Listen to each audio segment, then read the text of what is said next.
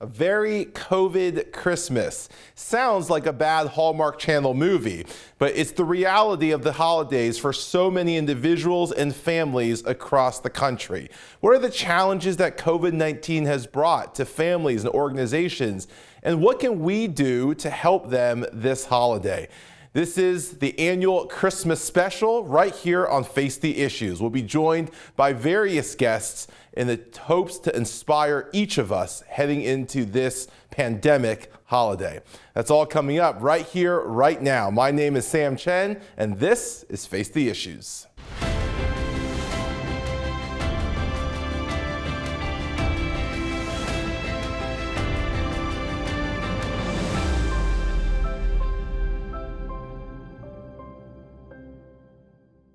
Good evening and welcome to Face the Issues. I'm your host, Sam Chen.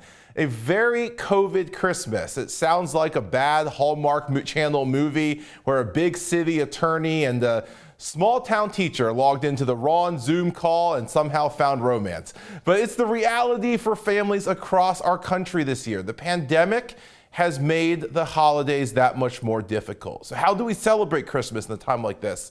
And what are organizations and individuals doing to use the holidays and the pandemic to inspire a little bit of hope?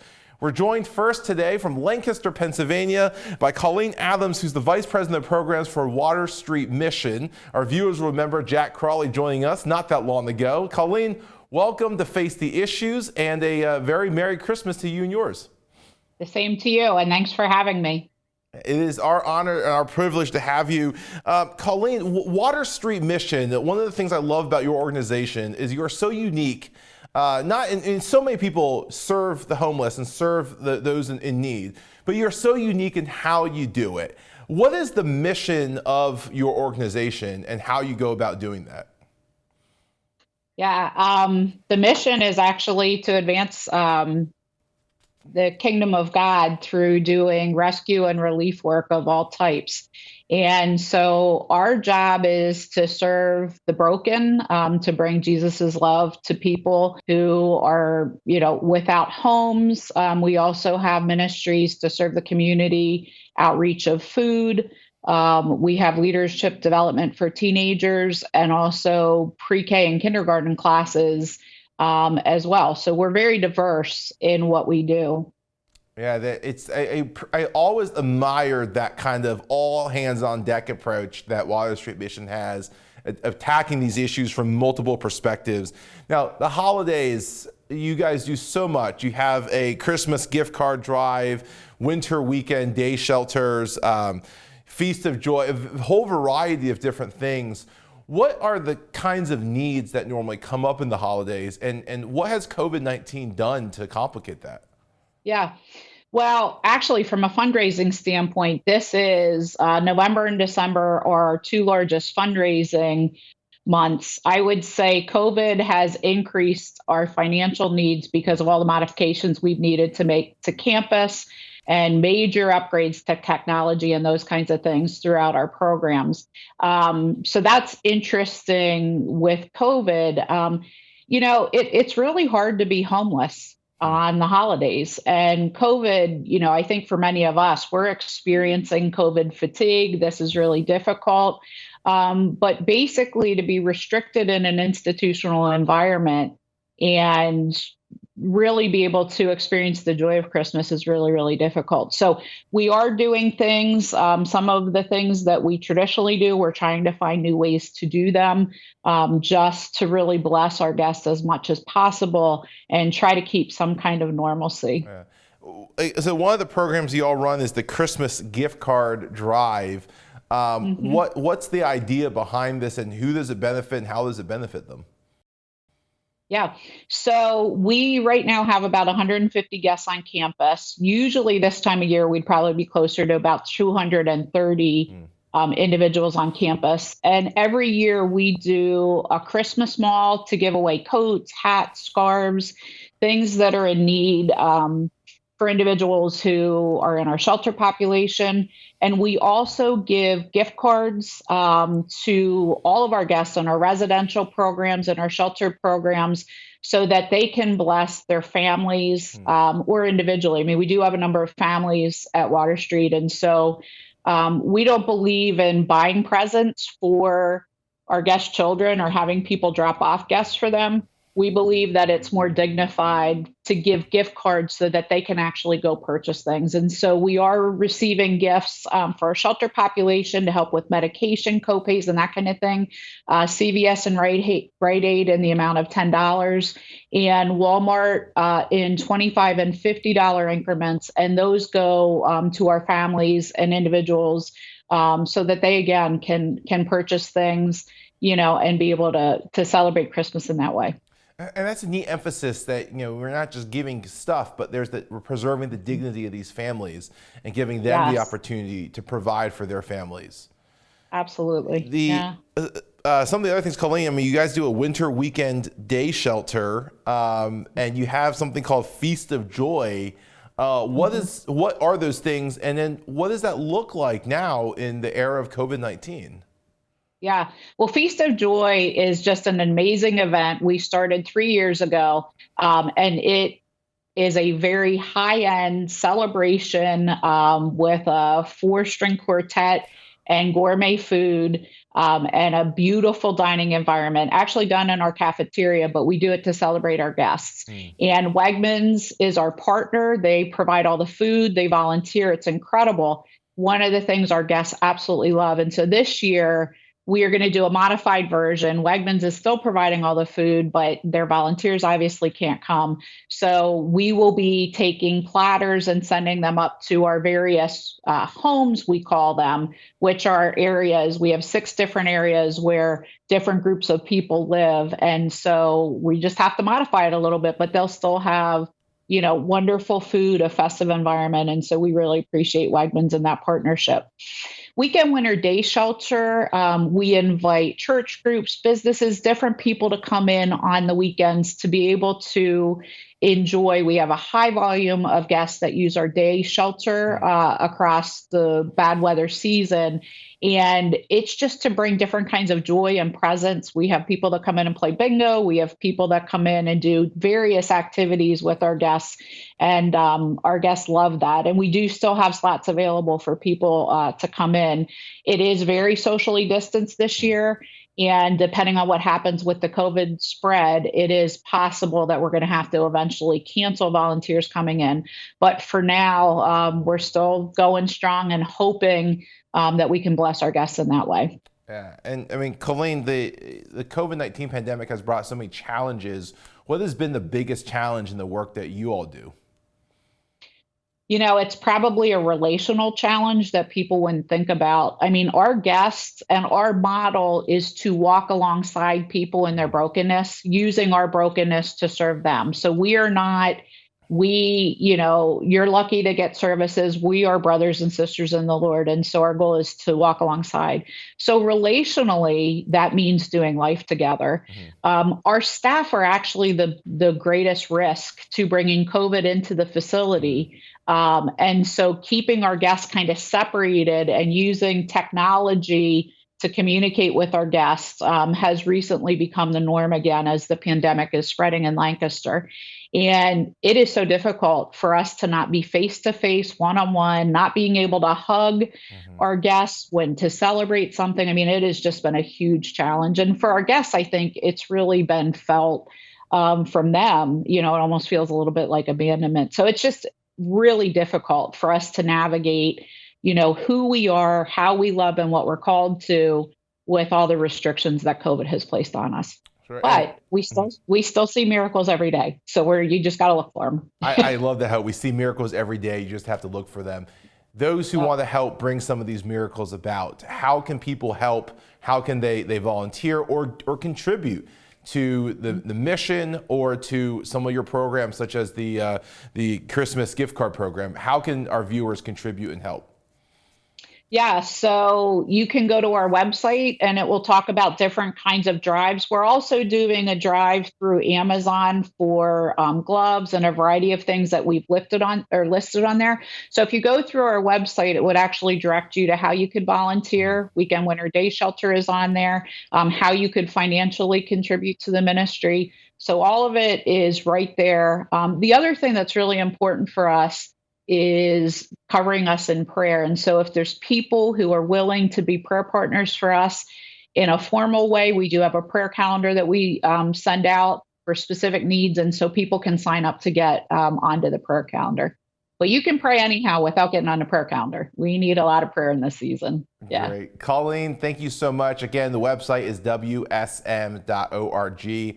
Take a visit. And Colleen, thank you for the work that all of you do week in, week out, day in, day out. And again, we want to wish you and all of your guests a very, very Merry Christmas.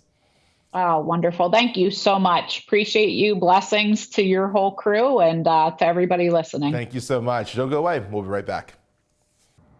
Welcome back to Face the Issues. And we're now joined by Sergeant Warren Dudley of the United States Marine Corps. And as so many of you are familiar, the United States Marine Corps every year collects toys for underprivileged children in their program Toys for Tots. Sergeant Dudley, welcome to Face the Issues, and thank you so much for being with us. Thank you so much for having me.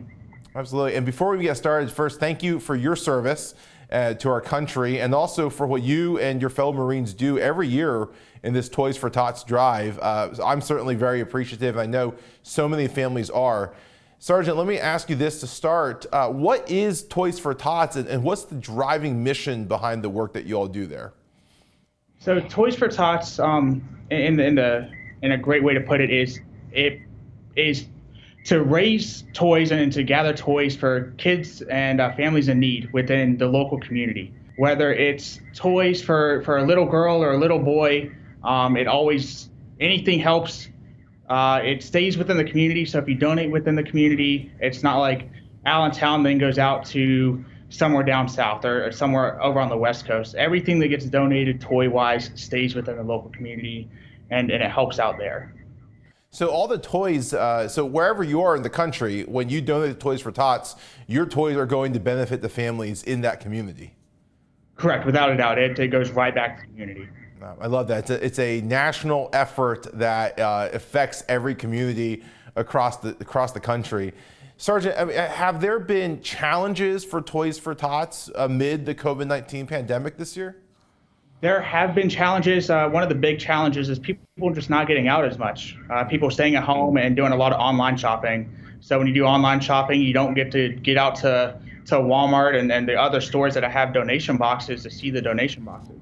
So if you don't see a donation box, it kind of just slips your mind and you forget about Toys for Tots completely. And that's one big thing that we're seeing this year is a lot less donations because people aren't getting out, and we're needing toys for different age groups, and it's unfortunate at this time that we're still missing so many toys. But we're looking for toys, and hopefully we can get these toys so we can put smiles on these kids' faces, and we're hoping for a great outcome this year among the pandemic. Yeah, and I was just going to ask if the numbers were down. Now, Sergeant, do you get to deliver the toys yourself, and have you ever been there during that process? I don't assist in the warehouse fully. We have volunteers that help out and that sort the toys, and with them sorting the toys, they prep the toys from all the different age groups, from 0 to 2, all the way up to 10 to 12 girls and boys, and everywhere in between. They sit there and they go through, they bring in boxes, and trucks will come in dropping off toys, and they'll go through, they'll sort them, and then they'll turn around, and we have another set of volunteers that will pick the toys for the organizations that have requested them. Oh, that's so neat. Now, so what can people still donate at this point, especially for those of our viewers here in the Lehigh Valley, but really anywhere? Can people still donate toys? Oh, yes. People can still donate toys. We have a big toy drive going on December 13th from 10 to 2 at 1080 Shad Avenue over in Whitehall, Pennsylvania. And then we have another toy drive going at the same time at 2416 Emmerich Boulevard over in Bethlehem. So that's a big, two of our big drives that we have this year, and we're hoping for a big donation and a lot of toys to come in. Specifically, we're hoping for 0 to 2 boys or girls, and then 6 to 9 girls is something we're looking for too. But really, any toy that gets donated is great for the community. It's going to bring smiles to kids' faces on Christmas, and it's going to be great for them and great for their family. So let me ask you this. Why, I mean, obviously the Marine Corps, when we think about Marines, we think about the service of the Corps throughout our nation's history in conflicts both at home and abroad. And generally, unless it's Christmas, we don't think of this kind of charity work with Toys for Tots affiliated with our armed services. Why do you do this? I mean, you do this as a volunteer with the Corps. Why are you so invested in Toys for Tots? What does it mean to you? Hey, Toys for Tots is something that I personally haven't been affected. Like, I don't have children, so this is my one way to give back and put a smile on a kid's face, is just volunteering, whether it's picking up the toys from the locations or even help counting and sorting the toys. I know in the long run, it's going to bring a smile to a kid's face. It's going to bring joy to a family, and after such a rough year with COVID-19, and maybe their parents have been out of work this entire time. Something small that I can do to bring joy to a family and joy to a kid and bring a smile to his face is all I need.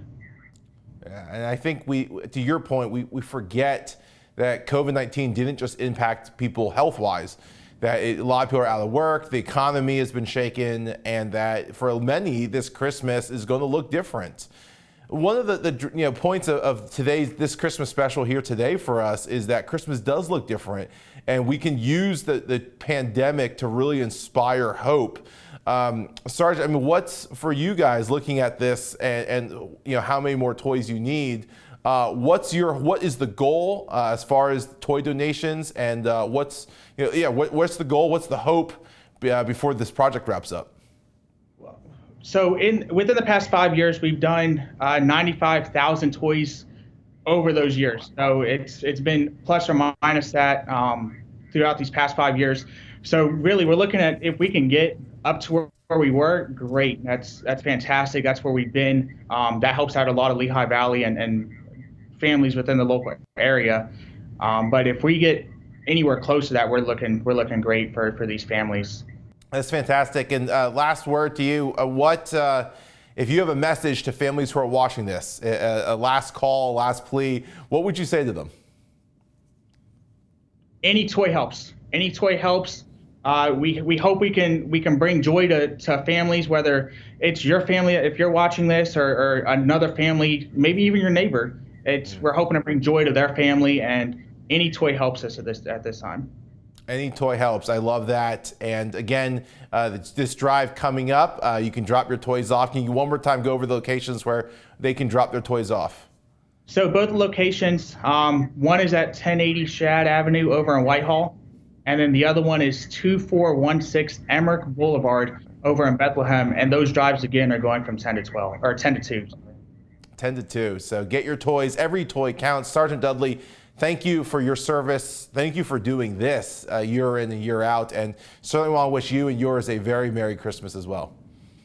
Thank you so much. Merry Christmas to you as well. Merry Christmas. Don't go away. We'll be right back. Welcome back to Face the Issues, and we now travel to the West Coast in California, and we're joined by Dana Pereira, who is the co-host of the podcast That Trophy Wife Life, one of the funniest podcasts you could ever tune into, and she joins us now. Dana, welcome to Face the Issues, and thank you so much for taking the time to join us. No problem. Thank you, Sam. It is so good to have you, and for our viewers who don't know, Dana is probably one of the funniest people online right now. And in her bio, her own words, 30% coffee, 75% wine, and 100% bad at math, which I love that introduction. You should put that on the business card somewhere. Yeah. But Dana, let me ask you, I came across a tweet from you right around Thanksgiving. I actually want to read it. You said, "Hi, 2020 has been crazy and COVID really screwed some people over this year. Trophy Wife Hubs, who's your husband, and I are going to give away 10 $100 gift cards to local grocery stores or Target for Thanksgiving." This is a remarkable act of generosity. What led you and your husband to decide to do this? We actually did our first giveaway in August, and that was just COVID is crazy. And I was a single mother, and I had a job that I worked paycheck to paycheck. And I know how crazy that things can be, how stressful it can be for families. And so when COVID hit, I just kept thinking, I can't imagine the single parents out there, the families out there that have no childcare, that are able to work from home, or, so we did our first one in August, and we said we were going to give away 5 gift cards, and we actually ended up giving away 9. Mm-hmm. And so around Thanksgiving, my husband just looked at me and he was like, we need to do another one of those. Like, let's help some families around Thanksgiving. Let's get some food on the table. Let's let them buy that extra pie or whatever it happens to be that, gives them the win. Because right now, people need a win, no matter how small it is. Yeah, I think that's so beautiful that you pull from your past experiences and now you give out of your abundance, out of your generosity. Did you hear back from any of those families? Have you heard stories of where those $100 went? I did. And it was so gratifying. And I didn't put them on Twitter because that's not what we did it for. But there was a woman who somebody had nominated her and said that she was having a really rough go of it this year and it would mean so much to give it to her. And so I did. And she ended up tagging me in a post that showed herself in a new pair of pajamas. And she was like, I haven't bought myself anything in 8 years. And this feels so good for me to sit in front of my fireplace with my new pajamas on and watching TV. Like, it made her feel really good to finally do something for herself. Wow. And then there was a teacher that we had also given to, and she donated to the Salvation Army with some of the money that we gave her. Wow. I mean, a pair of pajamas, something that you and I would probably take for granted. And to think 8 years this person hasn't bought something for herself. Yeah. And then your Salvation Army story, I mean, that is the beauty of generosity, that we give and then others pay it forward, and they take that, even though they have needs, and they pay that forward. Dana, I love that attitude. And I think, to your point, yes, the $100 can do so much for people during 2020.